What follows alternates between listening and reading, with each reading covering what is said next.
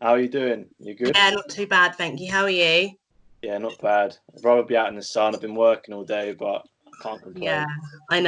I know. It's difficult, isn't it? Especially it's so hot. So trying to maintain concentration when you're at home is Uh, difficult. it's It's horrible. It's not horrible. easy. Yeah, I'm a designer by trade, and I run my own like magazine, obviously Dropout. Yeah. So it's all desk work, and it is like staring out the Oh, window, wanting to be outside. But oh no. yeah, So how cool. long have you been running it? Me and Ollie, my friend who I launched it with, we launched it just over 2 years ago now. Oh, Um, So it's going well, and we're looking now the next few years to grow it into like a more of a sustainable business that pays the bills. But yeah. it takes time, to grow it. So, Yeah, no, of course. well, we're Of getting there. course. But yeah, what about you? So, are you working at home still, or do you go So out? I'm responding to urgent visits at the moment. So I had one visit today. Our referrals aren't coming in as steadily as they were. I think everything's just so up in the air at the minute because I'm a community OT, so I go into people's homes, assess moving and handling, the environment, all of those sorts of things, pressure care, and I also work in a rehab. Okay. But we've got 9 beds in a rehab, but that's actually based within a nursing home. So at the moment, we've got a couple of NHS patients in 2 beds, but we're not allowing any new patients in at the moment just because of ongoing issues with one of the residents there. Right.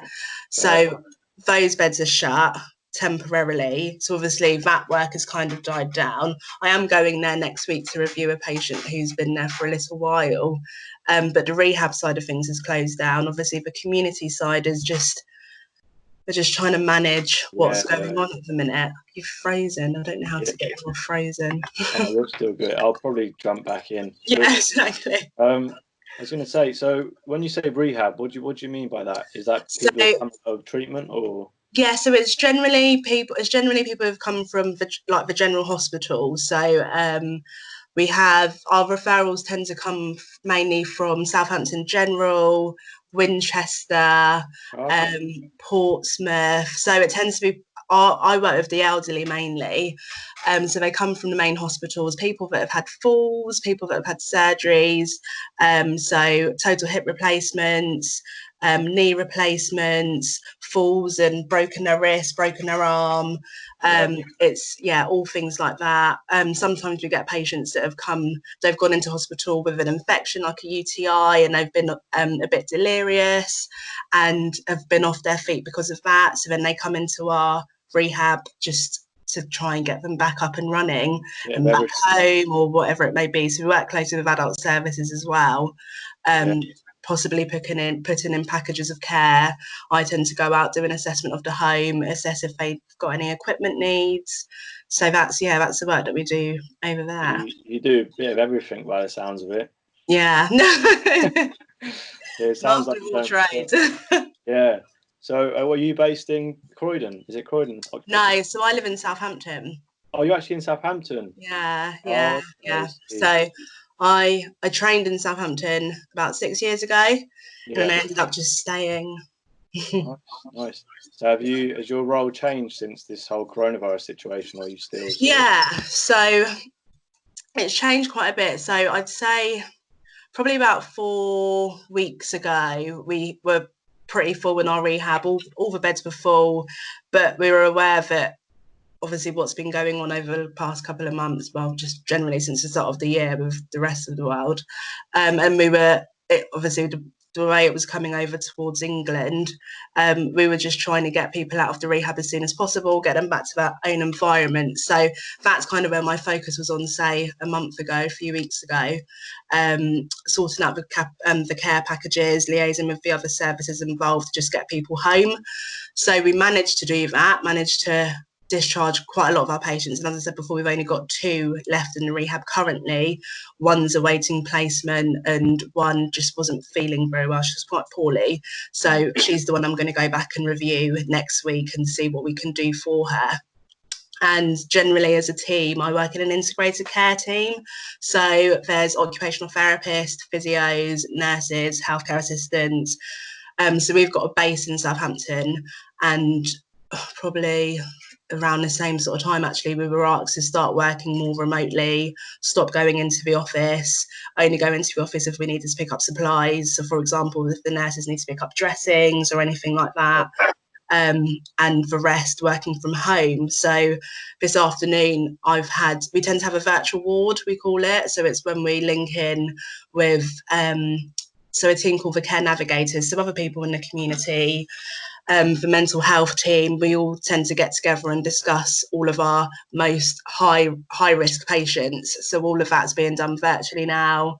We're having virtual meetings constantly because obviously we still need to keep an eye on our patients in the community and find out, how they're doing. We work with a lot of palliative patients, so end of life care. So discussing all of their needs as well. Yeah. It must be quite difficult because your client base, the people you look after, are mostly elderly, you say. Yeah. These are the guys who are most at risk of the coronavirus. So, obviously, is there new procedures which have been put in place for you so you can't necessarily visit them, or?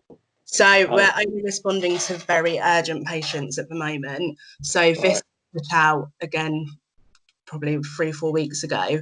We're responding to Red SCAS. So SCAS is Southampton Central Ambulance Service. So we're responding to a very urgent one. So we tend to normally get red, amber, and green SCASs. When the paramedics are called out and they feel that they need urgent therapy input, we obviously go through a triage process to assess what priority they are and do they need to be seen on that day or can they wait a couple of weeks. We're responding to those urgent patients. We're responding to complex moving and handling patients. So I had one of those patients today, which was hoisting, bed transfers, at the same time, obviously, assessing their skin integrity and if they've got any pressure ulcers. And now we're going out to people's homes in full PPE. So we've got our gloves, aprons, masks. And in this heat, it's very sweaty in the uniform. And so we're doing that for every single patient now. We've got a different mask we've got to wear for every single patient, and so we're not going between homes. Obviously, we've got a procedure in terms of putting your PPE on and off. When I get home, I literally take my shoes off outside the door, take off my uniform, pop it in the wash, go and have a shower, and then get on with the rest of my day and triage and contacting patients from home. So it's definitely changed. It's interesting. And how do the patients respond to you? Do they feel kind of nervous that somebody's? Yeah, I think so. See you, I suppose. Yeah. I mean, especially I think for the patients that are by themselves, it's really difficult because we've got our waiting lists, and when this all started, one of our tasks was to go through our whole waiting list, contact everyone, find out if they needed urgent input or if they could wait. And basically what we had to say to people was, due to the current circumstances, we can't book you an appointment for the foreseeable future. Gave them our contact number, said this is who you need to call if anything changes or you deteriorate. But it's just the unknown, isn't it? And I think especially for those patients that live by themselves, having the nurses or the therapy team come in, it's their only contact, or carers, or you get the other side where people are really anxious for anyone to come in and they're starting to decline care. So you're getting both sides of it, really. And then on a personal level, how are you coping with the whole change? Because I know a lot of people I know are going through, they're isolated for a long time, so they're going through anxiety and a bit of depression, and I think mental health in general is definitely rising. But have you got family around you at home, or are you? So I live with my husband, and he's in the army, so he's working. They've been asked to take some time off recently. Just again, social distancing. We don't want everyone in the same space at once. But my mum lives in South Croydon and she's pretty poorly. She's got various health conditions, so it's really difficult because I'm obviously not round the corner normally anyway, but I tend to visit quite often. And it was her birthday a couple of weeks ago, really big birthday. So it is difficult. It's just trying to manage it, isn't it? I think everyone's it's so uncertain. Yeah, 100%. What's going on? Everyone's in the same boat, so it's like everyone's going through it together, I suppose. Yeah. The guy who I founded this with, he went to Canada for a week. He was Right. moving there for 2 years, and he went for a week. He was there for a week, and he had to come all the way back and cancel all of his plans to move out there and everything. Oh, gosh. Yeah, and I mean that's not that bad considering some people are ill and dying, of course. But yeah, well, this is it. And I mean, I think what I found difficult and to struggle with is just obviously working in the NHS and seeing all the amazing work that people are doing, and just you always want to do more. Like, yeah, where I'm working from home quite a lot now, I'm still doing all of the admin side of things. I'm contacting my patients, I'm going out and seeing urgent patients, but I just feel like, I feel like there's so much more that I could be doing. But it's knowing it's the limitations, isn't it, within the teams that we're working in, because our teams are working very differently, and our service is changing. Only literally before this call, our hours have been changing, so I've been asked to work 12 to 8 shifts and 8 till just so whereas I never did shift work before, so that's something that's new. In our area, we've got hotels that we're now going to be using as, I guess, therapy wards or hospital bases, so everything's changing, but you just feel, oh, I just want to be doing more. What can I do to help? yeah. Could you like potentially get called up as such to a different department? Because I know my mum, who works with the NHS as well in Croydon Council as palliative care. She got told she could get called up to go and work in the hospitals doing certain work as well. Is that the same for you, or? So at the moment, I'm not too sure. I think we work in an integrated care team, so we work in the community. At the moment, I don't know if it's likely we'll be redeployed anywhere else, but we have had some musculoskeletal physios that have been redeployed into our service. So there has been some movement there just to try and support. Obviously, when all of these patients come out of the hospital, they're going to need input. So they've come to support us in our roles. In terms of me moving to anywhere else, I'm not too sure. We'll just have to wait and see. Yeah, yeah. And at home, like in terms of your personal life, then with the whole coronavirus thing, I know myself and a lot of my friends and my brothers and stuff are all very active now and trying to make use of the time. Have you been trying to at home keep active and keep moving and stuff? Yeah. I know it's like difficult. Run this morning at 6:30 and I couldn't sleep. Yeah, that's good. So, yeah, no, I think occasionally, I have been trying to, because I used to go to the gym. Obviously, I can't do that anymore.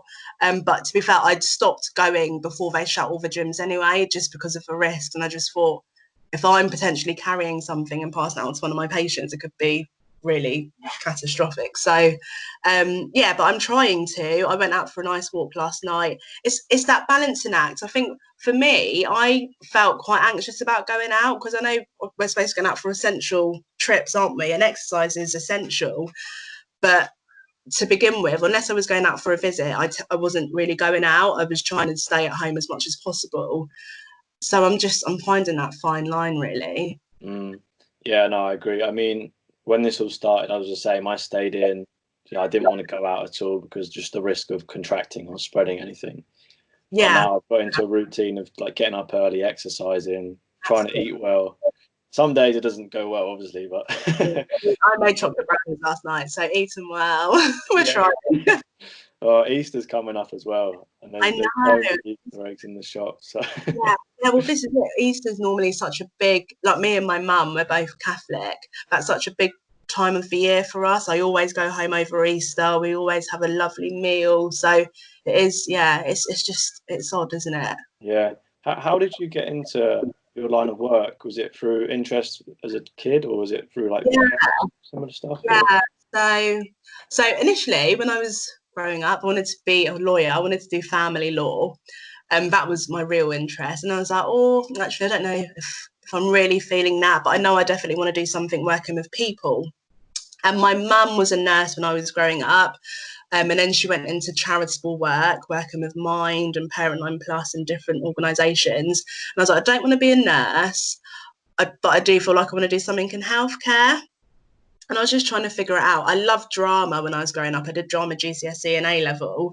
And then I thought, I could be a drama therapist. So that is what I had my eyes set on. That's what I really wanted to do.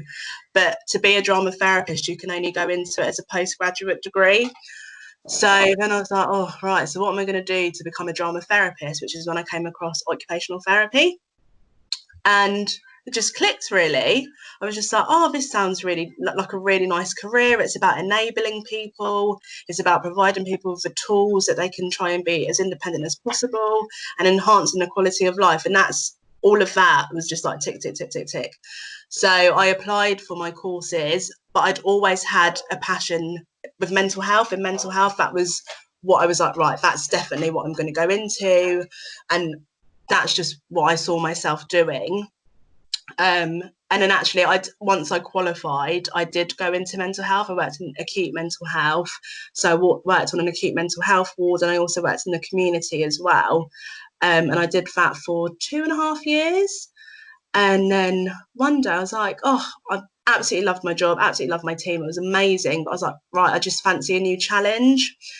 And I never thought I'd see myself working in physical health. I just didn't think me and physical health mixed. But physical health and mental health goes hand in hand completely. Yeah. So I saw the job and I just thought, oh, yeah, I'll apply for it. I'll go for it. And here I am today.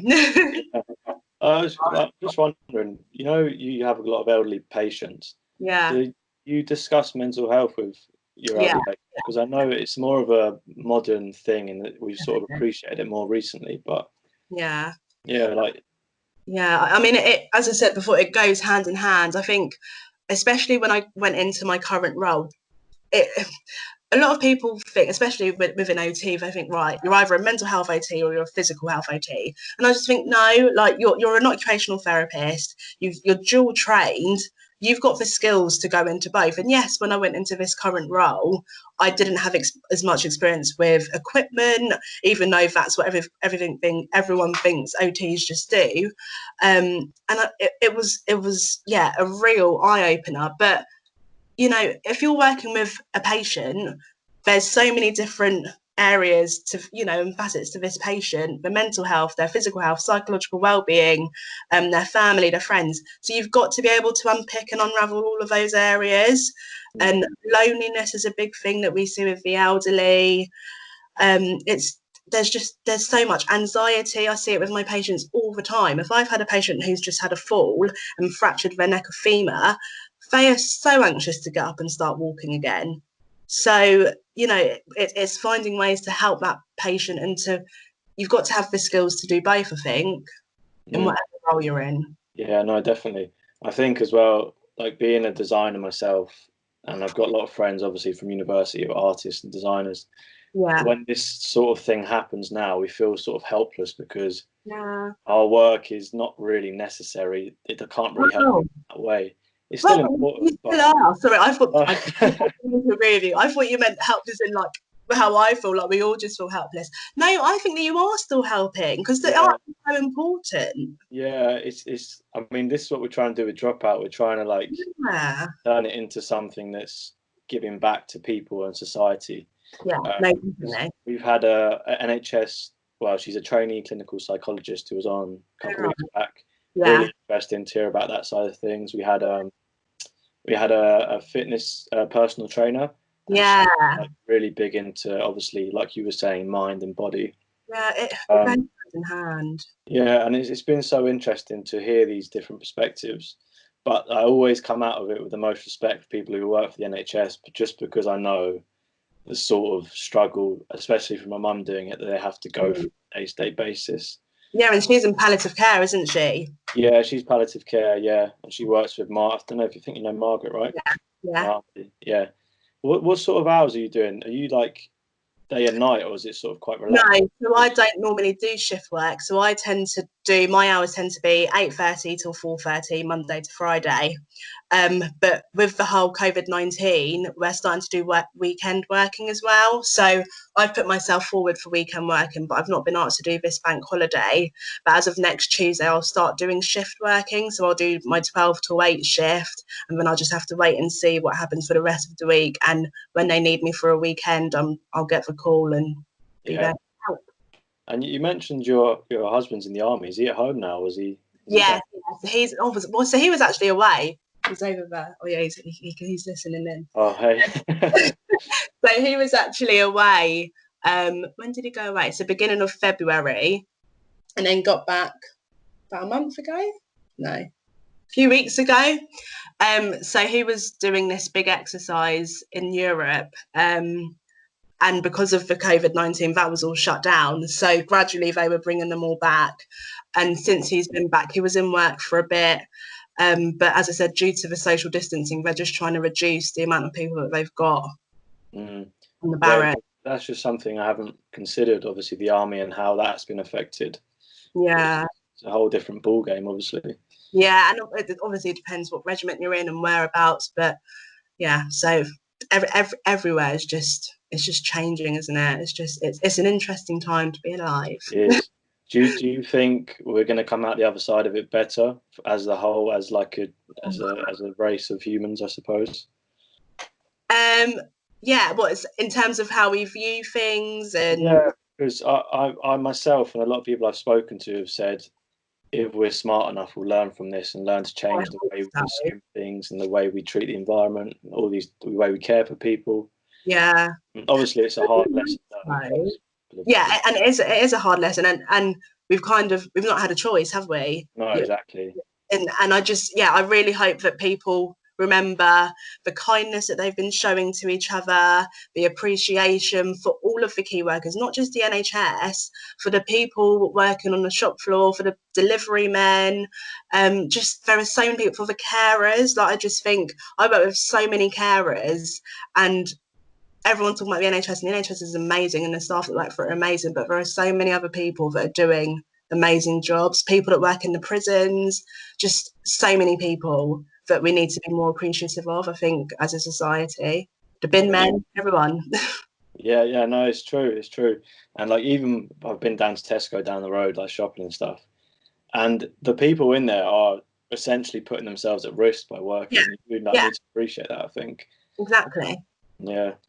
And then, like, we always ask everyone who comes on, have you got any tips of isolation? So what have you been up to? Have you been reading more? Have you been binge watching Netflix, or? Yeah. What have I been doing? I've been baking. I do enjoy baking. Oh, really? But I do this all the time. I go through phases where I bake loads and then don't bake as often. So I've been doing a bit more baking. My husband's been doing some reading. I started running again. So I hadn't run since 2017, but decided to go for a run the other week and have started doing that. So not on a daily basis, but like this morning, I was just like, right, can't sleep, let me go for a run. And then that's my daily exercise done. Speaking with our friends and family, there's so many good apps, and I was house partying a lot the other week, which was great. My social life was better than it was before isolation. So I think there's loads of things. I think for people that are spending all of their time indoors, that are working from home constantly, just trying to set yourself some sort of a routine. It's difficult, but maybe having a list of things that you can choose from to do during your day, whether it be watch a film, read a book, go for your daily walk, make yourself a nice meal, call your mum for a chat, call whoever for a chat, and also don't forget that it's okay to just do nothing as well. Like, I think we all stress, we've got to be doing something, we've got to make the most of this time, but we're going through a stressful time. It's all right to just give yourself a breather and relax and chill out. It's so true. I've seen so many people on social media saying, look at me, I'm running again. I'm like, dude, you're great. But you do feel like you have to do it every day. No, I'm guilty of that. I went for my run this morning and put a picture on Instagram, on my Instagram story. I was like, but you've got to remember that you can just also do nothing. I just think that's important. It's a really tough time. So, yeah. I think as well, like you said, like family, talking to family is really important. At home, I'm still at home with my two brothers and dad, and we made like a dinner rota. So each day someone makes dinner. Oh, that's nice. Take the stress off, like mum and dad doing it. Yeah, that's really nice. It's a small thing, but it works quite well. And it's helpful for you though, isn't it? Because it's like, tonight I'm doing this. You get in that mindset. You get excited for what you're going to make. Now it's turned into like a competition, so everyone wants to make the best meal. So we're eating like 5-star gourmet meals. I love that. See, that's good. And it's those little things, isn't it? It's just but makes such a difference. Absolutely. Yeah. Well, it was lovely to speak to you. And you know what? You didn't freeze, unfortunately. Well, not unfortunately, but I've had the same image for the past 20 minutes, I'd say. Really? Hopefully, I'm recording it on mine, so hopefully it comes out okay. Oh, yeah. Fingers crossed. Yeah. I was going to ask you, is there anyone else you'd recommend to come on? I mean, so basically, we spoke to a Buddhist monk in Rio de Janeiro yesterday. Really? Saying, yeah, he practices with the Dalai Lama himself. So that was like really interesting. We've spoken to doctors, psychologists, obviously OTs now. I've definitely got some ideas in my head, but I might message you them. So feel free, have a think. I've got some ideas of people that would be good to interview. I think some more OTs as well, possibly in different settings. I've got some of my friends who still work on my old acute mental health ward that I used to work on. Okay. So, I've got friends in other sectors, and I think definitely. Yeah, for sure. Yeah, anyone you think of, we've realised now we can reach people who aren't normally accessible. So like tennis players or movie stars. So we're trying to reach them, but we also want to talk to real people as well and get the real real world opinion from people like yourself and doctors, etc. So, but yeah, have a think. And definitely. Sorry, I've been frozen for 20 minutes. I know. Did I act natural? Was I natural? It didn't even faze me. Well, it was lovely to meet you. And you. And say hi to your husband as well. And look after yourself. Stay safe.